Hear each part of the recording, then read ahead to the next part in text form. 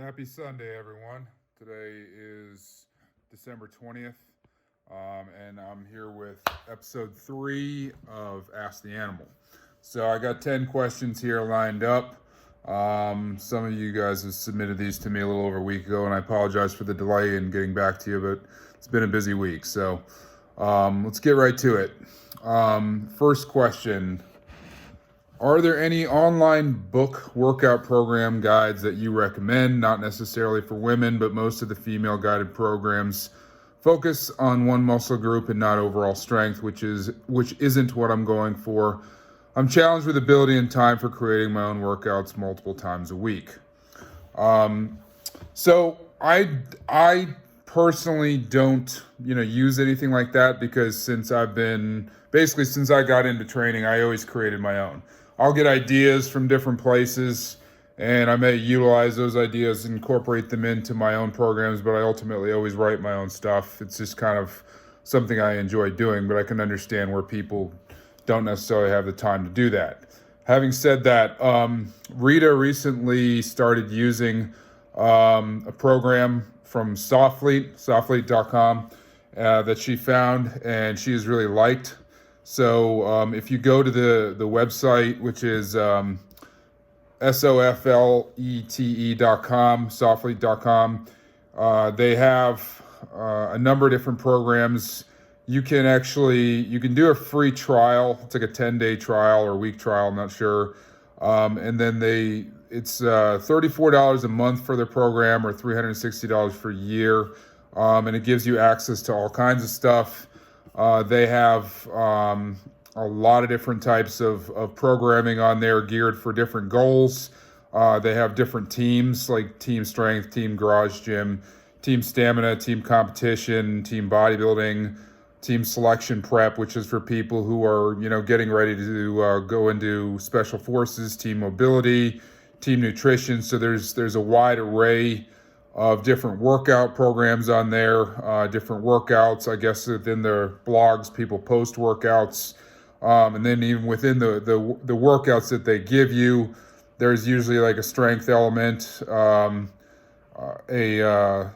mobility element, and a conditioning element. And I think you can kind of gear it towards your specific goals. So it's not typically something that I would be interested in, but I thought that this looked pretty solid.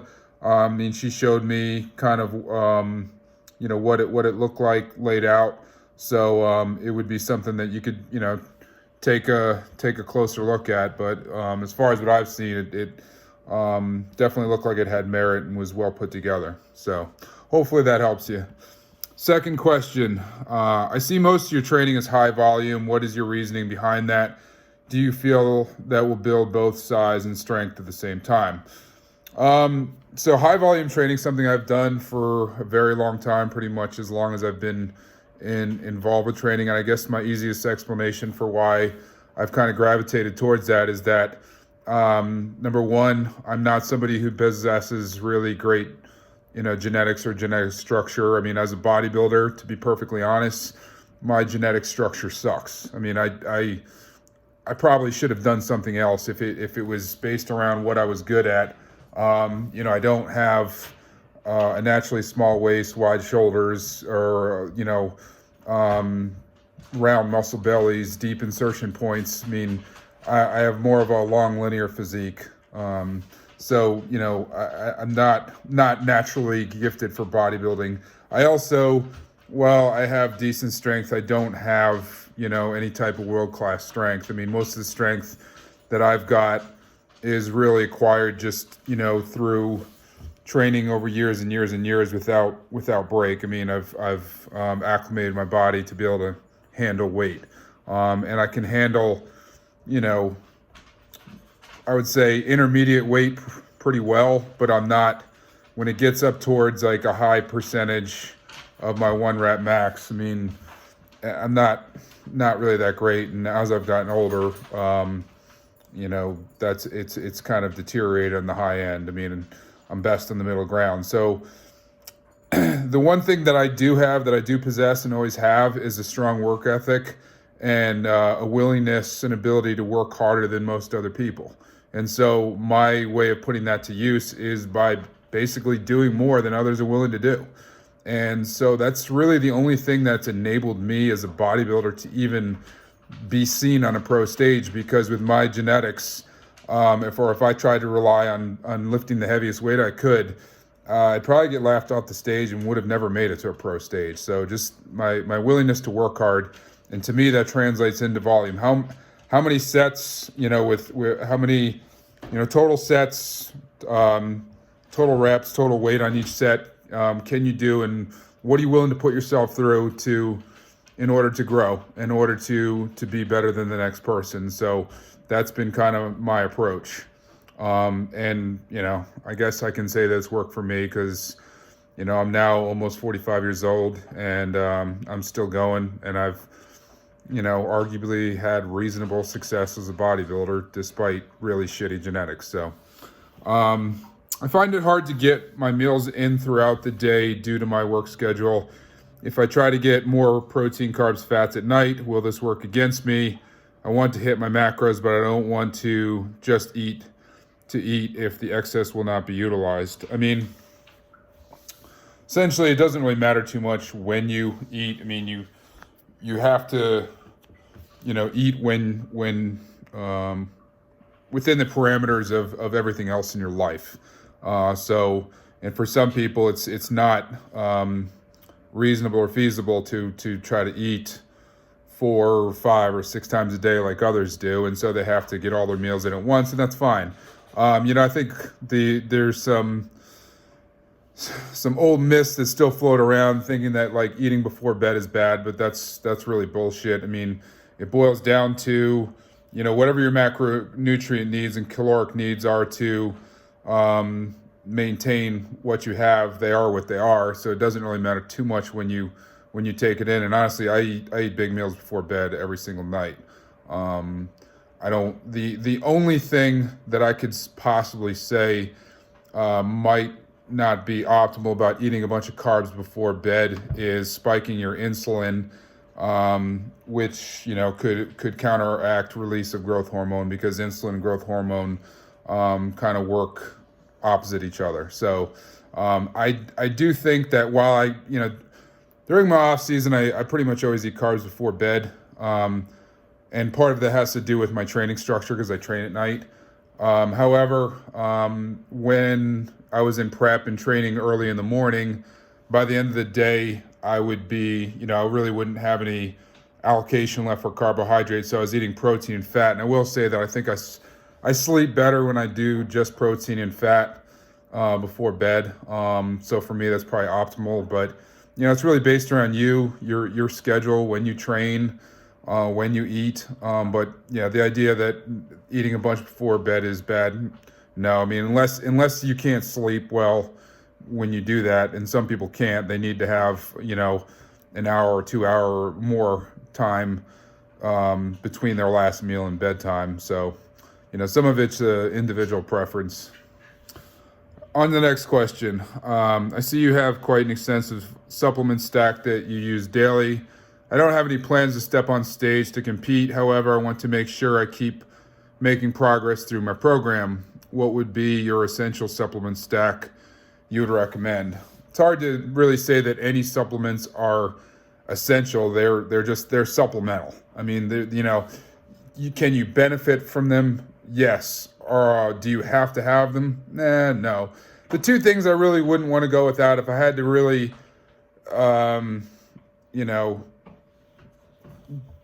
identify things that are just, I don't want to take these out. One would be creatine. Okay. It's one of those things I keep in all the time. And the other one would be joint supplement. And as joint supplements go, I know some of you know I'm a sponsored athlete with Core Nutritionals, but their supplement, their joint supplement Core Flex is as good as it gets. So I haven't seen anything else in the market that really compares to it. And I'm saying that objectively, not just because they sponsor me. It's something that I use and something I believe in. And the combination of Core Flex and Core Omega as a joint supplement, that would be, I would call it essential, because if you can't train hard if you can't move without pain. So taking care of your joints is very important. The only other thing I'd really put in the essential category is going to depend on an individual's nutrition. Now, I tend to eat a lot of whole foods, so I don't do a lot of protein powders or meal replacement powders because I'd prefer to eat food. Some people don't have the luxury of being able to eat as frequently as I do, so you might need a really good protein powder or meal replacement powder. So there are times when I'm busy, if I'm out, doing landscaping and running around and going to Lowe's and getting stuff, and I don't have time for a meal, I will use like core MRP. If I just need to get a quick balanced meal and that buys me time until my next food meal, then something like that for people who are constantly on the go and can't eat all the time, yeah, protein powder and meal replacement is going to be pretty important. So I'll put that up there. The rest of the supplements, there's a lot of supplements that I use. I can't really say that they're essential. Do they help optimize my training, growth and recovery? Well, yeah, I wouldn't use them if they didn't. So, all right, question 5 here. I've never competed before and am considering doing a natural bodybuilding show. What would you recommend be for next steps? So if you're interested in getting into bodybuilding or really anything, really need to commit yourself to it for a period of time. And one of the mistakes that I think people make is they start training and then within like a few months they talk about competing. Before you even tackle trying to compete, why don't you follow a training program, log your workouts, log your progress, follow a nutritional program, track your macros, make sure you get enough sleep every night, make sure you stay hydrated, and do this for an extended period of time. Build a foundation. You can't get on stage and think about cutting your calories and getting rid of your body fat to show your muscle if you haven't built the muscle first. So, I mean, you should take, I would say, really about 2 years, but I would even say more than that. You need several years of building muscle so that you have something to show when you get on stage. And I've seen a lot of people who get on stage and they kind of put the cart before the horse because they don't have enough to show. And so you got to really dig in and commit to this for a long period of time. It takes a long time to build a champion physique in bodybuilding. So several committed years of logging your workouts and making some progress and building a complete physique before you even think about getting on a stage. So next question. I've seen a lot of your videos and you move a lot of serious weight. Do you have any ambitions to do strongman type of events or strongman style training? No, not really. Not that I don't take an interest in it, I do. At this stage in the game, while I think it's cool and maybe something that I could have or should have considered 20 years ago, 15 years ago, at this point, no. And here's the reason. My health, in terms of my physical health, is really a priority at this point in keeping my body in shape. And the problem when you get into competing where you're dealing with a certain amount of weight and just completing reps, whether it's CrossFit or Strongman or whatever, if you're in a competitive situation, and you're a competitive person, you're gonna do whatever you need to do to complete a rep. And if you're moving a serious amount of weight with that, you might compromise yourself physically to do that so that you can win. And I know that with my mindset, it's something that I would do. I'm not really interested in getting injured. It's probably something I could have been decent at. And, I think that kind of window of opportunity closed for me because I don't think I have the high-end strength that I once did. I'm also a lot more careful about how I lift now. And when you get into those competitive situations, you're not necessarily going to be careful. It's just about how many reps do I need to beat the next person so that I can win. I'm not really interested in having injuries or having to have more surgeries. I mean, this past year, I had to have, I actually had to have 2 different surgeries at once. I had, my bursa removed from my left elbow. I had a tricep tendon tear that was repaired while they were in there. I had bilateral sports hernia repair. So it took me a while to get back from those. So when I lift, I'm all about having meticulous form and making sure that I take care of myself and don't allow for any further injuries because, at almost 45, it's not easy to bounce back from those things. So next question.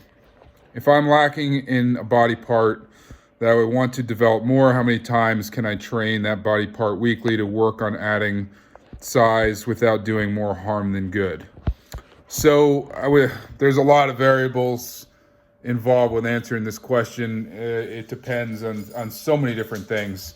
I will say that frequency is something that can be used, and I believe in frequency in training with body parts to compensate and to accelerate the development of them. But you do have to be careful. Now, I think small body parts like calves, forearms, biceps, greater frequency and lower volume is better. I don't, with something like forearms, you don't need to sit there and do 15, 20 sets. I think doing anywhere from 3 to 6 sets several times a week, added on at the end of your workout is going to be a better approach. Things like your legs can handle a tremendous volume of work. I mean, if you look at professional athletes, whether they're, sprinters or speed skaters or whatnot, and they have enormous legs, they train them every single day. Now, you got to take into consideration that their fitness level is much higher than other people. So you can't go right to training like that every single day because, you are going to get injured, but it's something that you can work up to. During my contest preps, I would say that I use legs in some capacity almost every day. We'll have two, main workouts, a quad-based workout and a posterior chain-based workout.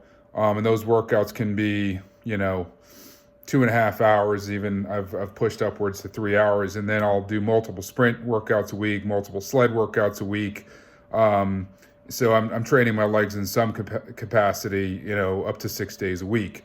Also, at times with things like calves that I considered a weak point, I've trained them, up to 6 days a week.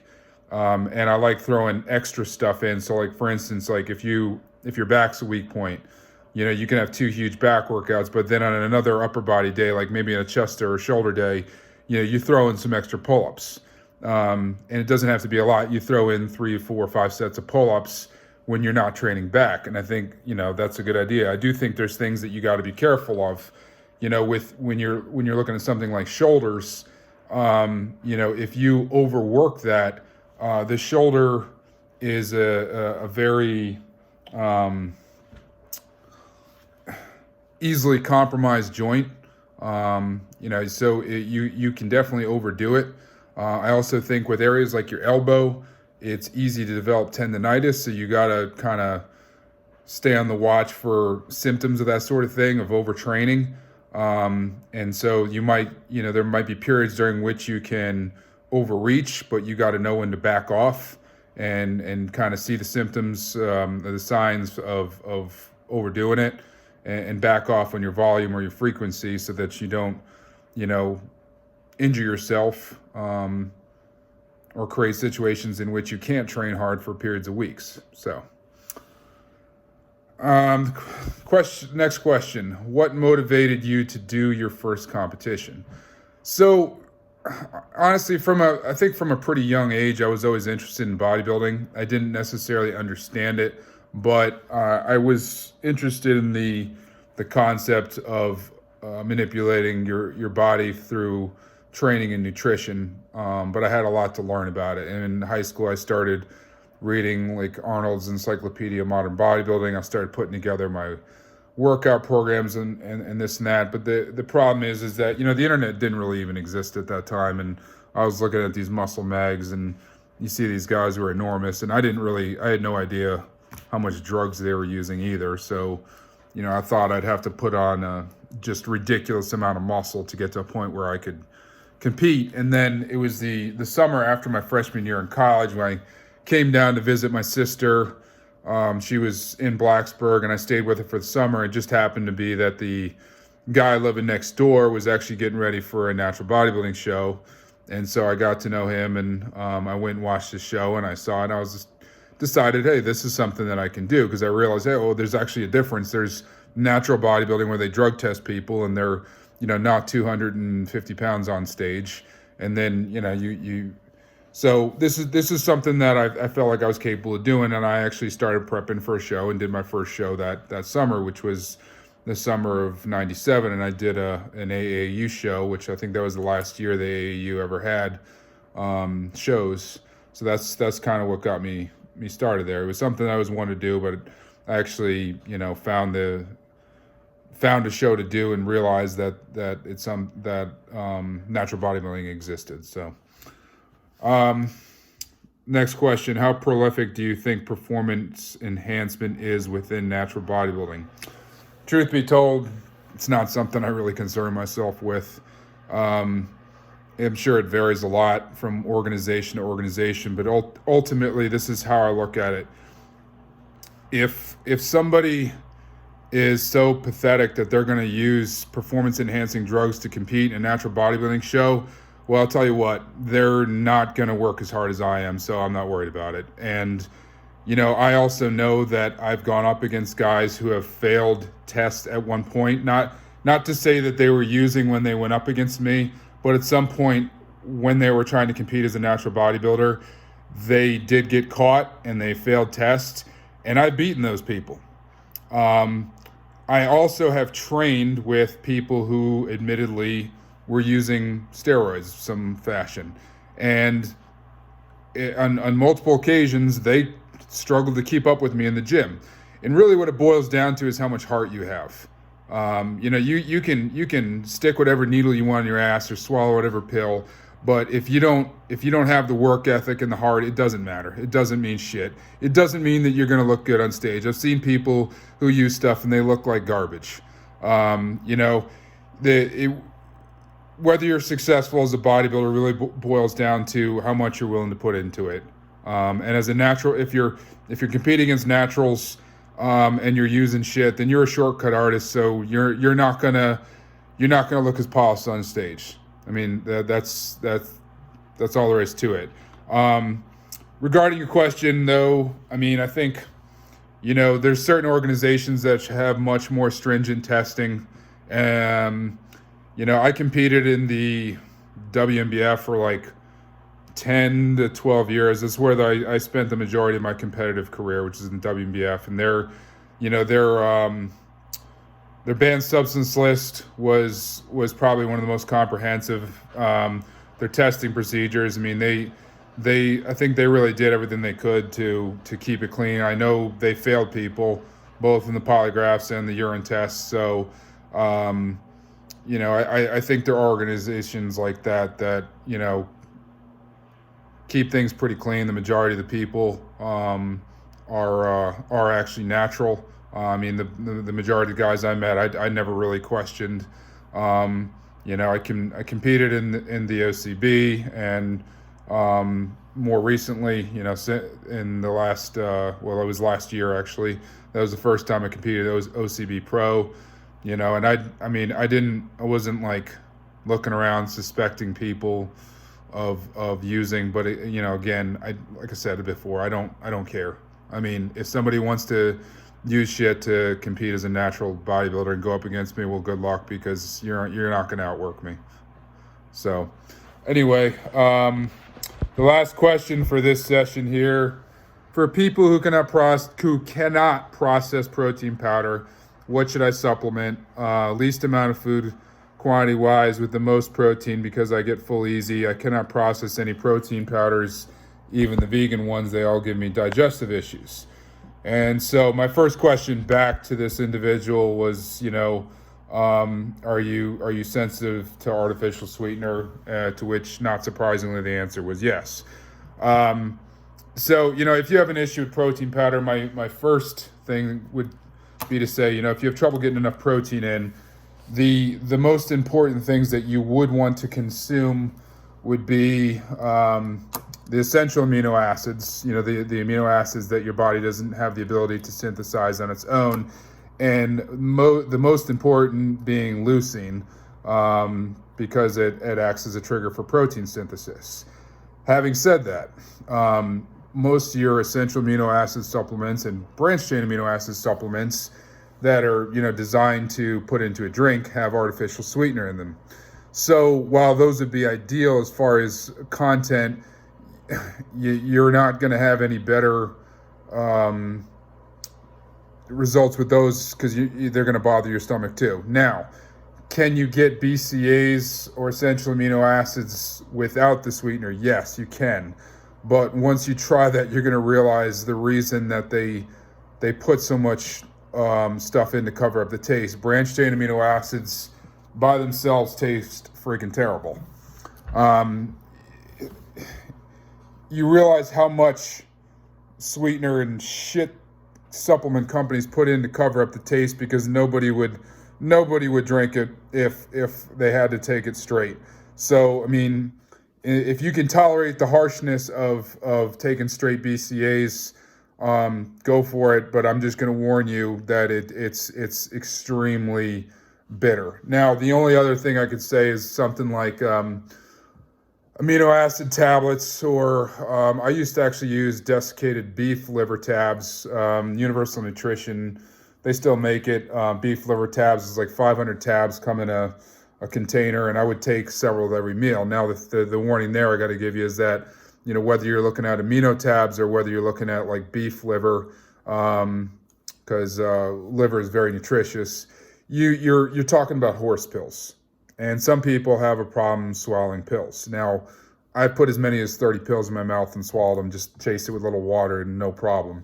I've seen people who sit there and have to take one pill at a time and have trouble choking them down. So if you're one of those people, then I don't think you want to try that route, because you can't just take 2 or 3 of them a day. You need to take them, several times a day.